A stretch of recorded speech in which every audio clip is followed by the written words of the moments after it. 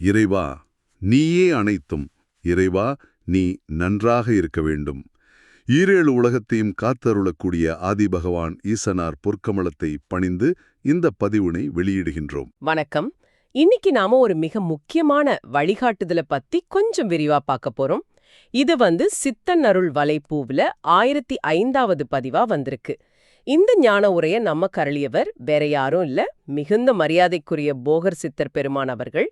இந்த உரையாடல்ல நாம என்ன பார்க்க போறோம்னா, போகர் சித்தர் பெருமான் நம்ம மனித வாழ்க்கைய பத்தி, நாம சந்திக்கிற சவால்கள் பத்தி, அப்புறம் இந்த மாயேன்னு சொல்றாங்களே அதுல இருந்து எப்படி விடுபடுறது, அதோட சில மூலிகை ரகசியங்களையும் அவர் சொல்றார். இதையெல்லாம் நீங்க தெளிவா புரிஞ்சுக்கணுங்கிறது தான் எங்களோட நோக்கம். இந்த வழிகாட்டுதலோட மையக்கருத்து என்னன்னு பாத்தீங்கன்னா, மனிதர்கள் நாம ஒரு விதமான மயக்கத்துல, அதாவது மாயையில சிக்கி தவிக்கிறோம். இத பார்த்து சித்தர்களுக்கு ரொம்ப கவலையாம். ஆமா, முக்கியமா அகத்தியர் பெருமான் மாதிரி மகா ஞானிகள் வழிகாட்டியும் நாம ஏன் சரியான பாதையில போக மாட்டோம், நேர் வழியில போக வேண்டியது எவ்வளோ அவசியம்னு போகர் பெருமான் ரொம்ப அழுத்தமா சொல்றார். ஆமா, ரொம்ப ஆழமான கருத்து இது. வாங்க இத பத்தி இன்னும் கொஞ்சம் விளக்கமா பேசலாம். போகர் பெருமான் இந்த வழிகாட்டுதல ஆரம்பிக்கும் போதே முதல்ல உலகத்தை ஆளும் நமசிவாயத்தையும், அப்புறம் தன் பாசத்துக்குரிய கந்தனையும், ரொம்ப முக்கியமா தன் குருநாதர் அகத்தியர் பெருமானையும் வணங்கிதான் ஆரம்பிக்கிறார். ஆமா, அவர் ஆரம்பத்திலே ஒன்னு சொல்றார் பாருங்க, மனிதர்கள் கிட்ட நல்ல மாற்றத்தை கொண்டு வர்றது அது கொஞ்சம் கஷ்டமான விஷயம்தான் அப்படின்னு. அது உண்மைதான். மனித இயல்ப சித்தர்கள் எவ்வளோ ஆழமா புரிஞ்சிருக்காங்கன்னு இது காட்டுது. அதுலயும் போகர் பெருமான் தன் குருவான அகத்தியர் பெருமானோட பங்களிப்ப ரொம்ப அழகா சொல்றார்.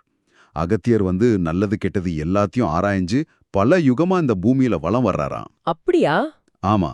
எதுக்குன்னா, மனிதர்கள் எப்படி இந்த துன்பத்திலேருந்து தப்பிக்க முடியும், எப்படி நல்லா வாழ முடியும்னு எப்பவும் யோசிச்சுட்டே இருப்பாராம். ரொம்ப கருணையான வழிகாட்டுறாருன்னு போகர் பெருமான் சொல்றார். இவ்வளவு வழிகாட்டுதல் இருக்கு. ஆனா நாம அங்கதான் பிரச்சனை. போகர் சொல்ற மாதிரி மனிதன் அந்த மாயையில சிக்கி சரியான வழியை விட்டு விலகி போயிடுறான். இந்த மாயங்கிறது ஒரு திரை மாதிரி. உலகப் பொருட்கள் மேலையும் தவறான எண்ணங்கள் மேலையும் நாம வச்சிருக்கிற ஒரு மயக்கம். சரி சரி. இதுதான் எல்லா கஷ்டத்துக்கும் மூல காரணம்னு சொல்றாரு. ஆனா அதே சமயம் அகத்தியர் பெருமான் பூமியில ஒவ்வொருத்தரையும் பார்த்து பாவம் மனிதன் அப்படின்னு ரொம்ப கருணையோட தான் பாக்குறாராம். இது கேட்கவே மனசுக்கு இதமா இருக்கு. ஆமா, ஆனா அதோட நிறுத்தல பாருங்க. அப்புறம் ஒரு எச்சரிக்கையும் வருது. மனிதன் தொடர்ந்து தப்பு மேல தப்பு செஞ்சா அந்த கருணை காட்டுற அகத்தியரே பொறுக்க மாட்டாருன்னு சொல்றார். ஓஹோ, இதுல நேரடியா உங்களுக்கான ஒரு செய்தி இருக்கு. போகர் சொல்றார், மனிதர்களோட கஷ்டத்துக்கு மனிதர்களே காரணம். யோசித்துப்பார் மனிதனே. ஆமா இல்லையா? இது நம்மள நாமே கொஞ்சம் திரும்பி பார்க்க வைக்குது. நம்ம நிலைமைக்கு நாம எப்படி காரணம்னு யோசிக்க வைக்குது. கரெக்ட். அந்த தவறுகள் என்னென்னு போகர் பெருமான் சொல்றாரு. முக்கியமா அந்த மாயைங்கிற வலையிலேயே சிக்கி கிடக்கிறது. அதனால அது தெரிஞ்சோ தெரியாமலோ தப்பு மேல தப்பு செய்யறது.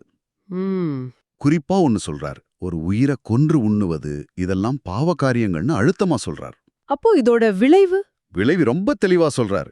இனிமேலும் கஷ்டத்திலிருந்து தப்பிக்க முடியாது அப்படின்னு. இது ஒரு மிரட்டல் இல்ல, நீங்க செய்யற வினைக்கு இதுதான் பலன் அப்படிங்கிற ஒரு வழிகாட்டுதல். இங்கதான் விஷயம் இன்னும் கொஞ்சம் தீவிரமாகுது. போகர் பெருமான் எதிர்காலத்துல என்னன்னே கண்டுபிடிக்க முடியாத பல புது புது நோய்கள் வரும்னு முன்னாடியே சொல்றாரு. ஆமா, இது கேட்க கொஞ்சம் பயமா இருந்தாலும், ஆனா அவர் கருணையோட அதுக்கு சில மூலிகை வழிகாட்டுதலையும் சொல்றார். இதுதான் சித்தர்களோட சிறப்பு. அவங்க தொலைநோக்கு பார்வை அபாரமானது. கண்டிப்பா. அந்த மூலிகைகளை பத்தி பார்க்கலாம். 2 தொகுப்பா சொல்றார். முதல் தொகுப்புல கீழாநெல்லி, அகரகாரம், மாசிக்காய், ஜாதிபத்ரி இதையெல்லாம் சேகரிக்க சொல்றார். சரி. இது சுத்தமான நெய்ல போட்டு தினமும் கொஞ்சமா, ரொம்ப கொஞ்சமா, வெறும் 5 கடுகு அளவு சாப்பிடணும்னு சொல்றார். 5 கடுகு அளவுதானா? ஆமா, அளவு ரொம்ப முக்கியம். சித்த மருத்துவத்துல இதுக்கு பெரிய முக்கியத்துவம் உண்டு. அருமை. அடுத்த தொகுப்பு கொஞ்சம் பெரிய லிஸ்டா இருக்கே. ஆமா, இதுல மலை நெருஞ்சி இலை, முருங்கை இலை, துளசி இலை, புதினா இலை, அப்புறம் கருவேப்பிலை, காட்டுக்கொடி தோடை, குப்பமேனி இலை, கண்டங்கத்திரி இலை, கடைசியா வில்வ இலை. இதுல சிலது நமக்கு தெரிஞ்ச மாதிரி இருக்கு. ஆமா, இதையெல்லாம் ஒன்னா சேர்த்து நல்லா இடிச்சு பொடி பண்ணி பனை வெல்லத்தோட சேர்த்து சாப்பிடணும்னு சொல்றார். ஓ, இது ஒரு கூட்டு மருந்து மாதிரி. ஒரு முழுமையான ஆரோக்கியத்துக்கான வழிமுறைன்னு சொல்லலாம். இது மட்டும் இல்ல, இன்னொன்னு சொல்றார். என்னது? வாரத்துக்கு ஒரு தடவை மிளகு அப்புறம் வெள்ளப்பூண்டு இத கண்டிப்பா சாப்பாட்டுல சேர்த்துக்கணும்னு சொல்றார். சரி சரி. இந்த மூலிகை குறிப்புகள் எல்லாம் எதுக்குன்னா, அவர் சொன்னாரே, அந்த பேர் தெரியாத நோய்கள் அதிலிருந்து நம்மள காத்துக்க உதவும்னு அவர் நம்புறார். அப்போ இது நோய் வராம தடுக்கிறதுக்கும் உதவும். நிச்சயமா இது ஒரு வாழ்க்கை முறைன்னே சொல்லலாம். இப்போ போகர் பெருமான் ரொம்ப ரொம்ப முக்கியமான ஒரு விஷயத்துக்கு வரார். அவர்கிட்ட இன்னும் நிறைய சக்தி வாய்ந்த மூலிகை ரகசியங்கள் இருக்கும். ஓ அப்படியா? ஆனா அதை சரியா பயன்படுத்தணும்னா குரு மந்திரம் வேணும்னு சொல்றார். குருமந்திரமா? ம். அப்படின்னா? குருமந்திரம்ங்கிறது குருவால நேரடியா கொடுக்கப்படுற ஒரு உபதேசம், ஒரு சக்தி வாய்ந்த சூட்ச்ம வழி. ஆனா அந்த மந்திரத்தை அவர் ஏன் இந்த பதிவுல வெளிப்படையா சொல்லலன்னு அதுக்கும் காரணம் சொல்றார். என்ன காரணம்? மனித இத தப்பா பயன்படுத்திடுவானாம். குறிப்பா பணம் சம்பாதிக்கிறதுக்கு காசி ஈட்டுவான்னு சொல்றார். இல்லனா வேலை தவறான வழியில் பயன்படுத்துவான்னு பயப்படுறார். அதனாலதான் அந்த ஞானத்தை ரகசியமா வச்சிருக்காராம். ஓஹோ, அப்போ ஞானத்தை பெறுறதுக்கு தகுதி ரொம்ப முக்கியம்னு சொல்றார். மிகச்சரி, அதுதான் முக்கியம். ஆமா, அது மட்டும் இல்ல, இந்த மருந்துகளெல்லாம் உண்மையான பக்தியோட சரியான முறையில யார் தயாரிக்கிறாங்களோ அப்படிப்பட்ட அகத்தியரோட உண்மையான பக்தர்களுக்கு மட்டும்தான் அந்த குரு மந்திரத்தை சொல்வேன்னு தெளிவா சொல்றார். அப்போ சாதாரணமா இதை செய்ய முடியாதா? அதான் இல்ல, இந்த மூலிகைகளை தேடி கண்டுபிடிக்கிறதுக்கே குருவோட அருள் வேணும். அதை சுத்தப்படுத்தி மருந்தா செய்யறதுக்கும் குருவோட வழிகாட்டுதல் அவசியம். குருவின் அருள் இல்லாமல் இதனை செய்ய முடியாதுன்னு ரொம்ப தெளிவா சொல்றாரு பாருங்க. சரிதான். ஆனா அதே சமயம் யாருக்கு தகுதி இருக்கோ, யார் முயற்சி செய்றாங்களோ அவங்களுக்கு அந்த உபதேசம் கண்டிப்பா கிடைக்கும்னு நம்பிக்கை தர்றார். இது ஒரு சவால் மாதிரியும் இருக்கு, ஒரு வாய்ப்பு மாதிரியும் இருக்கு. அப்போ போகர் பெருமான் சொன்ன இந்த எல்லா விஷயங்களோட சாராம்சம் என்னன்னு சுருக்கமா பார்த்தா ரொம்ப நேரடியானது.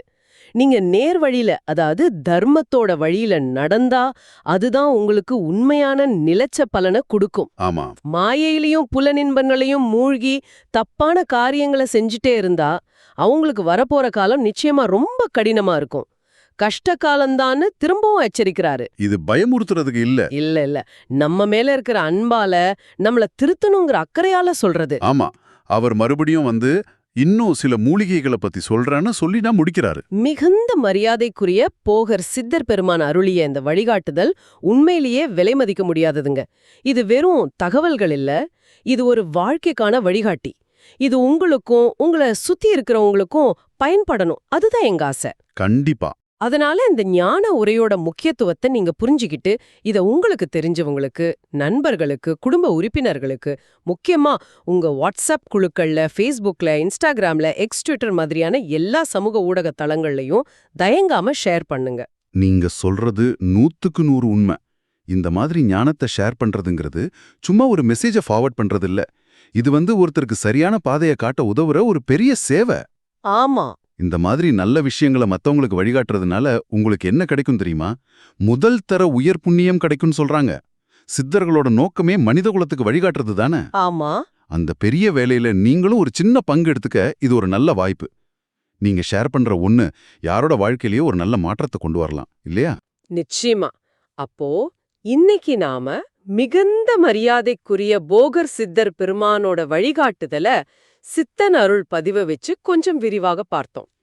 இதுல அகத்திய பெருமானோட கருணை, போகர் பெருமானோட எச்சரிக்கைகள், எதிர்கால நோய்களுக்கான மூலிகை குறிப்புகள், நேர்வழியில வாழ வேண்டியதோட அவசியம், மாயையிலிருந்து எப்படி விடுபடுறதுங்கிற சிந்தனைகள், எல்லாத்துக்கும் மேல தகுதியும் குருவோட அருளும் இல்லாம உயர்ந்த ஞானத்தை அடைய முடியாதுங்கிறதையும் தெரிஞ்சுக்கிட்டோம். சரி, இந்த உரையாடலோட இறுதியில உங்களுக்காக ஒரு கேள்வி மனசுல வருது.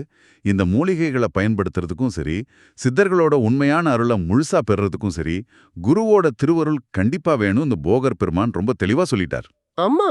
அப்போ சும்மா மூலிகையை தேடி சேகரிச்சு பயன்படுத்துறது மட்டும் பத்தாதுன்னா, அந்த குருவோட திருவருளை பெறறதுக்கு தகுதியானவங்களா நாம மாறணும்னா, நம்மளோட தினசரி வாழ்க்கையில நம்ம எண்ணம், நம்ம சொல், நம்ம செயல், இதிலெல்லாம் நாம என்னென்ன மாற்றங்களை கொண்டு வரணும், எப்படிப்பட்ட குணங்களை நம்ம வளர்த்துக்கணும், இது நீங்க கொஞ்சம் ஆழமா சிந்திச்சு பார்க்க வேண்டிய ஒரு கேள்வி. இறுதி ஜெபம் ஒலிக்கிறது. ஓம் மன்னே ஸ்ரீ லோபாமுத்ரா உடனுரை தந்தை அகத்திய மாமுனிவர் திருவடிகளில் சமர்ப்பணம். சர்வம் சிவார்ப்பணம்.